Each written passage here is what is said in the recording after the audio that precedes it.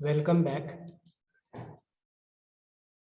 Today we are going for the next and rest portion of the paper first, name of the crop cotton. Already in earlier lecture we have seen the cotton basic information, that is local name, its family, botanical name, origin, different species, their characteristics, then the economic importance or uses of the cotton crop, then the ecology, that is the climate and soil, then different varieties, that is the Deshi cotton and American cotton varieties, varietal description of hybrid 4 Lakshmi Buri 1007. Now the next varietal description, that is the Sujata. Sujata is an Egyptian type, belongs to Gossypium barbadans, evolved at Coimbatore 1969. Its staple length 30 millimeter. Again, it is resistant to wilt and bacterial blight. Its Kapas yield is 18 to 25 quintal per hectare.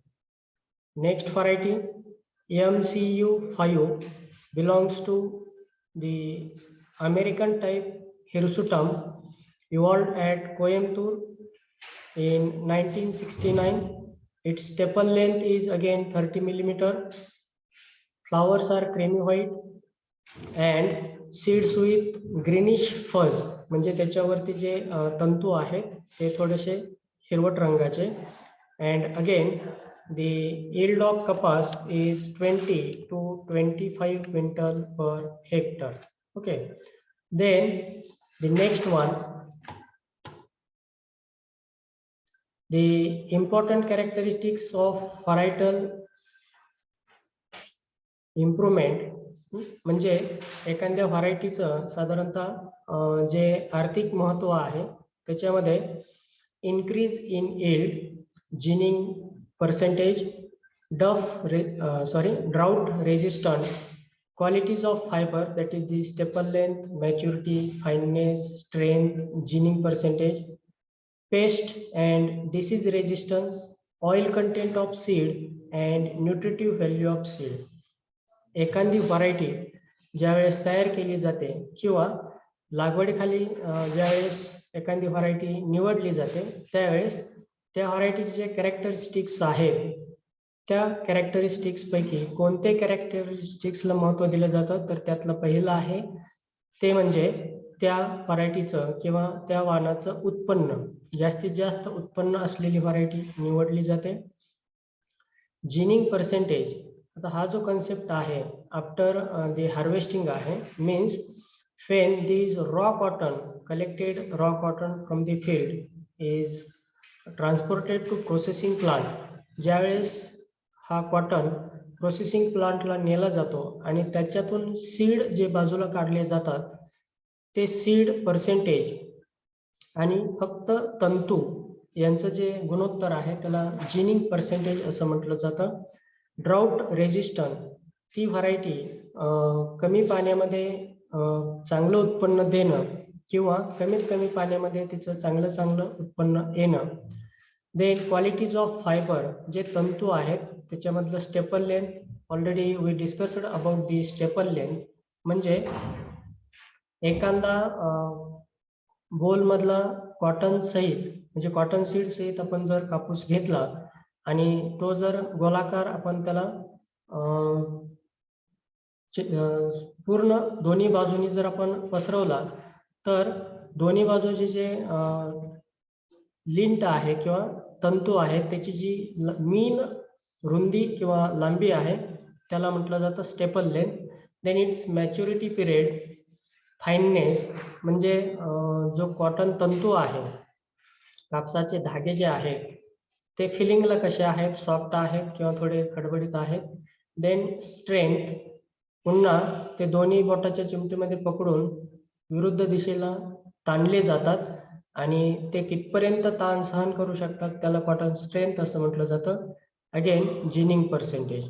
Then pest and disease resistance. या पिकावरती खूप मोठ्या प्रमाणात sucking paste त्याचबरोबर bollworm त्या ठिकाणी येतात आणि जे वेगवेगळे रोग आहेत त्याच्यामध्ये ब्लाइट आहे, आर्म आहे, अँथ्रॅक्नोज आहे.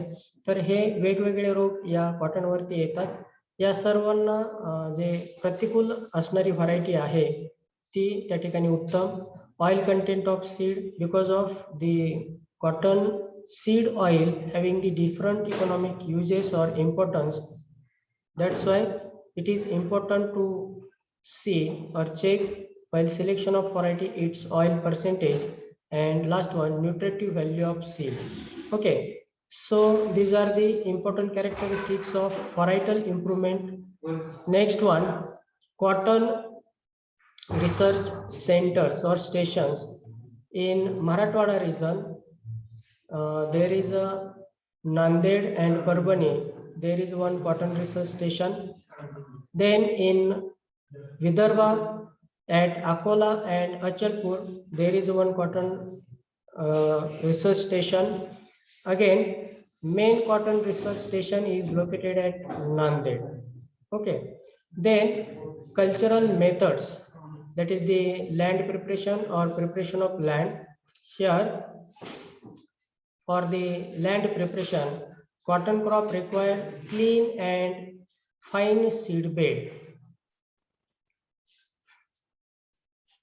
Because of is a medium seeded crop, it required clean and fine seed bed. All the stubbles of previous crop are collected and destroyed by burning, called as clean up campaign. या पिकाला किंवा या पिकावरती येणारे रोग आणि किडी जास्त प्रमाणात असल्यामुळं जे प्रिव्हियस क्रॉप आहे या प्रिव्हियस क्रॉपचे जे काही स्टबल्स आहेत हे स्टबल्स पूर्णपणे नष्ट करणं अतिशय आवश्यक राहतं. This is helpful for reducing the attack of pest and diseases. Okay, then one deep plowing after every 3 to 4 years is sufficient for rain feed and every year for irrigated crop. जर आपण फक्त पावसाच्या आधारे जर त्या ठिकाणी हे crop घेणार असेल तर 3 ते 4 वर्षातून एक खोल नांगरट आणि जर अंडर इरिगेटेड असेल तर वर्षातून एकदा या जमिनीची नांगरणी करणं आवश्यक आहे. Then after plowing, the clods are crushed by crosswise. 2 to 3 harrowings are sufficient to prepare the smooth seed bed. एक नांगरणी केल्यानंतर 2 ते 3 वेळा हॅरोविंग केलं जातं ज्यामुळं जे ढेकळ आहेत ते ब्रेक होतात. For irrigated crop, ridges and furrows are opened just after the harrowing at a distance of, depending upon the situation, that is the irrigation facilities, etc., and its distance also varies according to type of soil, that is the 75 to 100 centimeter or 100 to 120 centimeter. 75 ते 100 centimetre दोन ridges and furrow मधलं अंतर किंवा 100 ते 120 centimetre जर जमीन चांगल्या प्रतीची असेल तर. Next one, seed treatment is an important one because of these seeds are not regular as like our jawar, bajra, wheat, maize after harvesting of these kapas.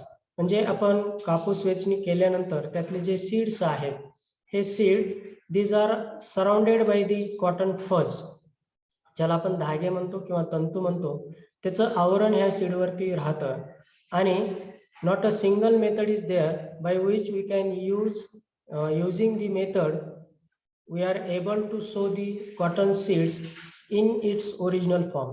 म्हणजे जसंच्या तसं मूळ स्वरूपामध्ये आपण हे कॉटन सीड्स पेरणीसाठी वापरू शकत नाही आणि त्याच्यामुळं या कॉटन सीडवरती बीज प्रक्रिया किंवा बियाणे प्रक्रिया करणं अतिशय आवश्यक आहे. ज्याप्रमाणे ज्वारी, बाजरी, मका, गहू after harvesting it they are in their original form.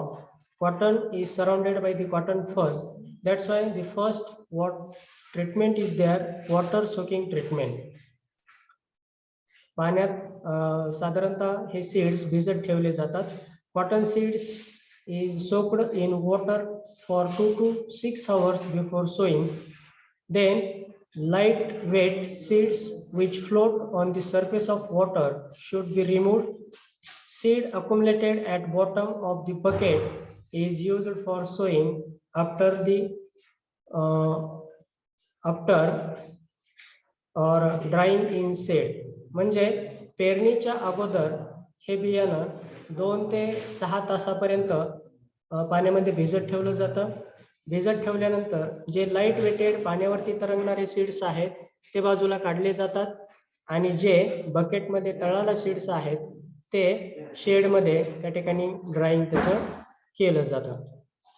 Next one you can see here there is a bed preparation, that is the ridges and furrows are there. Depending upon the type of soil, there is a difference in the distance between two ridges and furrows. You can see this one is the furrow, ज्याला आपण सरी म्हणतो. हे दोन वरिंबे आणि ह्या दोन्ही मधलं जे अंतर आहे, whether it is a medium soil, whether it is a heavy soil. So depending upon the type of soil, we can determine the distance. Originally cotton seeds are looking like this one. You can see these are the cotton balls, ज्याला आपण कपाशीचं बोंड असं म्हणतो आणि हे at the maturity आहे. So after the collection of these cotton from the cotton plant, you can see here the original form of seed is here, which is surrounded with the cotton fuzz. जे तंतुमय धागे आहेत त्याला fudge असं म्हटलं जातं आणि जर ते आपण रिमूव्ह नाहीत केले, these are the original cotton seeds. And here again you can see there is a treatment. These are the cotton seeds. Because of the chemical those are used for treating them, that's why there is a difference in color. हे जे colour मध्ये तुम्हाला वेगवेगळेपणा दिसतो आहे, हा वेगवेगळेपणा because of the chemical आहे. Originally जे cotton seeds दिसतात अर्लियर जे तुम्हाला मी दाखवले, you can see here these are the original one, and after treatment because of the different chemicals are used, maybe there is a change in color. You can see here the second treatment is cow dung slurry paste. cow dung slurry paste. cow dung म्हणजे गाईचं शेण. 1 kilo गाईचं शेण, 1 kilo माती, 1 litre पाणी, हे मिश्रण तयार केलं जातं आणि त्याच्यानंतर हे मिश्रण हाताच्या साहाय्यानं कॉटन सीड जे सराउंडेड आहेत फजने त्याच्यावरती रब केलं जातं आणि ज्याच्यामुळं because of cotton fuzz is very delicate in nature, ते अतिशय नाजूक राहते. ज्यावेळेस हे मिश्रण शेणाचं आणि मातीचं मिश्रण त्याच्यावरती चोळलं जातं, आपोआप जे कॉटन सीड्स आहेत ते बाजूला होतात आणि फज जे आहे बाजूला होते. Next one that is the concentrated H2SO4. Sulphuric ऍसिडची ट्रीटमेंट त्याला दिली जाते. Might be you observed in your chemistry lab. Concentrated H2SO4 म्हणजे सल्फ्युरिक ऍसिड बाय मिस्टेकन जर आपल्या कपड्यांवरती पडलं तर तिथं त्याला होल पडतं. त्याच पद्धतीनं कॉन्सन्ट्रेटेड H2SO4 मध्ये अलॉंग विथ दी फज हे कॉटन सीड्स काय केले जातात, त्या ठिकाणी बुडवले जातात, ज्याच्यामुळं त्याच्यावरती असणारं पांढरं आवरण जे तंतुमय आवरण आहे ते काय होतं, नष्ट होतं आणि फक्त आपल्याला ओरिजिनली त्या ठिकाणी पेरणी योग्य असे सीड्स त्या ठिकाणी मिळतात. Okay, so this is the cow dung slurry paste treatment. In this treatment, the cotton seeds is rubbed with thick cow dung slurry and dried in a shade before sowing. How to prepare the cow dung slurry? There is a 1 kg cow dung, गाईचं शेण 1 kilo, 1 kg soil, 1 kilo माती, mixed in 1 liter water, 1 litre पाण्यामध्ये mix केलं जातं आणि त्याच्यानंतर हे ज्याप्रमाणे आपण रफ फ्लोअर वरती हे along with the first seeds अंतरले जातात आणि त्याच्यावरती ही स्लरी शिंपडली जाते आणि हाताने त्याला रबिंग केलं जातं, म्हणजे चोळले जातात. That's why because of these, due to this treatment, the furs do not enter into the each other. This treatment is given for convenience in sowing. पेरणीमध्ये सुलभपणा आणण्यासाठी ही ट्रीटमेंट दिली जाते. Next treatment already we have seen, cotton seeds are treated with sulfuric acid, that is the H2SO4, to remove the fuzz around the seed, known as a acid delenting, also known as a chemical delenting. बऱ्याचशा वेळा ही जी definition आहे ही विचारली जाते. What is mean by acid delinting और cotton acid chemical delenting. Okay, then this treatment also used for convenience in sowing. Next one, organomercurial or fungicide treatment. Seeds are treated with OMC compound like Serison or Bavustin at the rate 3 gram per kg of seeds. This treatment is given to prevent seed-borne diseases like anthracnose or wilt. Already we have seen what is mean by seed borne diseases. म्हणजे रोग दोन प्रकारचे असतात, एक soil born आणि दुसरा seed born, जे बियाण्यातून एक प्रोजेनी टू दुसऱ्या प्रोजेनी ट्रान्सफर होतात, one generation to another generation transfer होतात, त्यांना सीड बॉर्न डिसीजेस असं म्हटलं जातं. Next one, that is the sowing time. The sowing time of rainfed crop is June to first week of July, and for the irrigated cotton crop is March to early April. For the Marathwada region is first week of May, and for Vidarbha region is 15 to 13 May. Okay, then sowing methods. Because of the convenience of the seed treatment, आपण seed treatment दिल्यानंतर we can able to sow these original seeds by drilling method, dibbling method or transplanting method. So in drilling method, as like the general sowing method of the general crop, जे नेहमीचे regular पीक आपण पेरतो त्याच पद्धतीनं साधारणतः या drilling मेथडमध्ये ही varieties पेरली जातात. Generally by the drilling method, देशी varieties are used under the rainfed condition. Okay, next one, that is the dry sowing.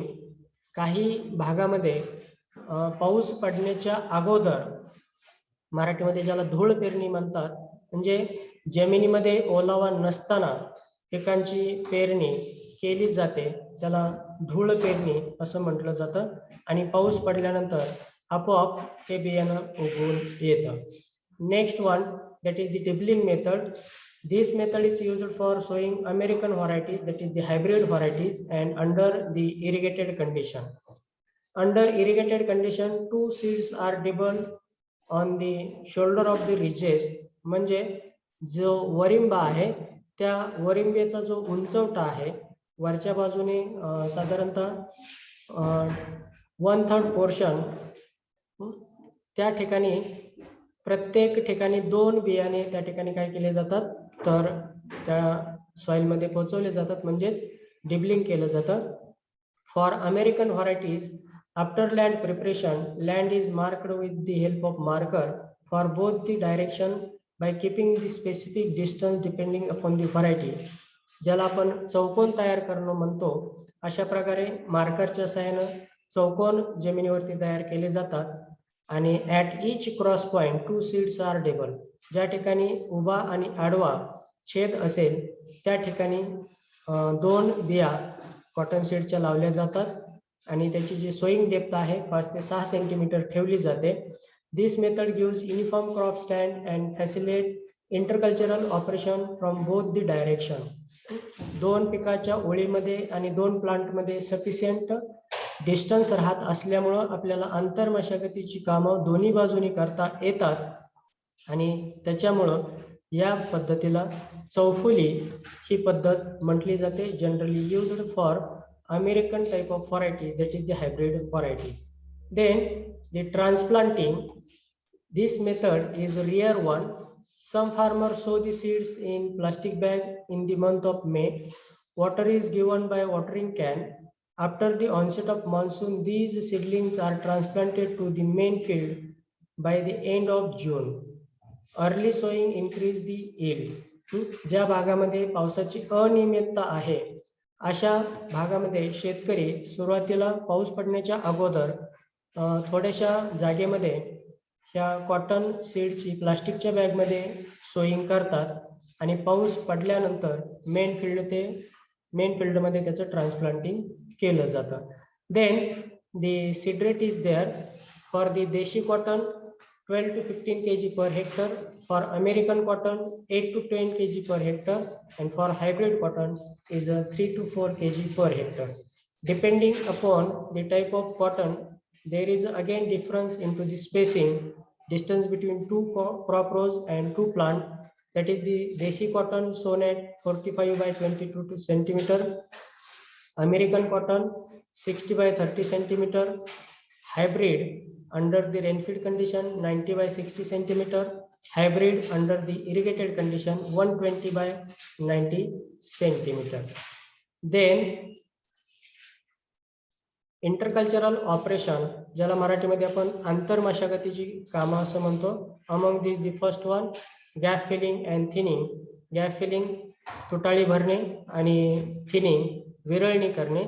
First operation is of gap filling, म्हणजे whatever the method used, drilling, dibbling or transplanting, after the sowing, आपण लागवड केल्यानंतर किंवा पेरणी केल्यानंतर जर field मध्ये काही plant because of the some soil characteristics because of some environmental characteristics, seed characteristics कोणत्याही कारणानं जर उगवले नसतील तर त्या ठिकाणी नवीन सीड्स लावले जातात, ज्याला आपण तुटाळी भरणे असं म्हणतो. It may become necessary to fill up the gaps in the cotton rows to maintain the optimum plant population. तुटाळी का भरायची तर ऑप्टिमम प्लांट पॉप्युलेशन मेंटेन करण्यासाठी. It should be done 5 to 7 days after sowing. पेरणी केल्यानंतर 5 ते 7 दिवसांनी ही प्रक्रिया किंवा ऑपरेशन आंतरमशागतीचं काम केलं जातं. The seeds may be soaked for 12 hours in water. Then rubbing with the cow dung paste, then add small quantity of urea with the paste. It would help for quick germination. म्हणजे तुटाळी भरण्याच्या अगोदर निवडलेले seeds हे 10 ते 12 तास पाण्यामध्ये भिजत ठेवले जातात. त्याच्यानंतर त्याला काऊ डंग स्लरी पेस्ट चोळली जाते आणि त्याच्यानंतर त्याच्यामध्ये थोडासा युरिया ऍड केला जातो जेणेकरून ते लवकरात लवकर उगवतील. Then thinning operation, it will be necessary to thin out thickly planted area to give the optimum plant population. Again for the proper growth and development. Means both gap filling and thinning operations are carried out to maintain the optimum plant population. दोन्ही जे operations आहेत हे दोन्ही operations प्रति unit area म्हणजे acre असेल hectare असेल जे आपल्याला झाडांची संख्या किंवा रोपांची संख्या मेंटेन करायची आहे त्यासाठीच त्या ठिकाणी केले जातात. थिनिंग ऑपरेशन विरळणी ही ज्या ठिकाणी किंवा एकाच ठिकाणी जर जास्त प्लांट उगवले असतील तर ते प्लांट काय केले जातात, 1 ते 2 प्लांट ठेवले जातात आणि जे रोगट आहेत किंवा जे वीक आहेत अनहेल्दी आहेत असे प्लांट तिथून रिमूव्ह केले जातात आणि ज्याच्यामुळं साधारणतः both gap filling and thinning operation helps to maintain optimum plant population depending upon the different type of varieties. For the Deshi cotton 80,000 to 1 lakh 80,000 ते 1 lakh आणि for American cotton is 60 to 65,000 plants per hectare. Then the next one, weeding and hoeing operation. One hand weeding is given after 3 to 4 weeks of sowing. Then 2 to 3 hoeings are given at 15 to 20 days interval. While hoeing, care should be taken that the young seedling do not trample under the feet of bullocks. Last hoeing should be given with the Akola hoe to give the light earthing up. म्हणजे जे आपल्याला खुरपणी करायची आहे आणि कोळपणी करायची आहे. ही कोळपणी पेरणी झाल्यानंतर 3 ते 4 आठवड्यांनी दिली जाते. 2 होईंग मध्ये 15 ते 20 दिवसाचं अंतर ठेवलं जातं आणि होईंग करत असताना जी बैलांच्या सहाय्याने केली जाते त्यावेळेस काळजी घेतली जाते की जे लहान प्लांट आहेत ते बैलांच्या पायाखाली तुडवले जाऊ नयेत आणि शेवटची जी कोळपणी आहे ही अकोला हो या इम्प्लिमेंटनं केली जाते जेणेकरून बिकॉज ऑफ दीज अकोला हो हॅव्हिंग दी टाइम्स त्याला आपण फन आहेत हे फर्स्ट एक्झरसाइजमध्ये पाहिलेलं आहे आणि त्याच्यामुळं ह्या प्लांटच्या बुंद्याजवळ लाईट अर्दनिंग अप म्हणजे त्याला थोडासा माती बुंद्याला लागते म्हणजेच भरावा तयार होतो. Next one that is the topping. In order to check the vegetative growth of the plant and to encourage the growth of the fruit branches, the tip of plant is cut off known as a topping. ज्याला आपण शेंडा खुडणे असं म्हणतो. या शेंडा खुडण्याचा म्हणजेच जी नवीन वाढ आहे ती वाढ खुंटली जावी आणि पर्यायानं म्हणजेच व्हेजिटेटिव्ह ग्रोथ चेक व्हावी आणि ज्या ब्रँचिंग आहेत त्या जास्त वाढाव्यात. ब्रँचिंग जास्त वाढलं त्याला फ्लावरिंग जास्त येईल. फ्लावरिंग जास्त झालं की त्याला बोल्स जास्त येतील आणि पर्यायानं आपल्याला उत्पन्न जास्त मिळेल आणि म्हणून हे टॉपिंग ऑपरेशन त्या ठिकाणी केलं जातं. We will see the later on the total plant, its branches and whatever the particular portion of the particular branches. Okay, under normal condition of the growth this operation is not beneficial.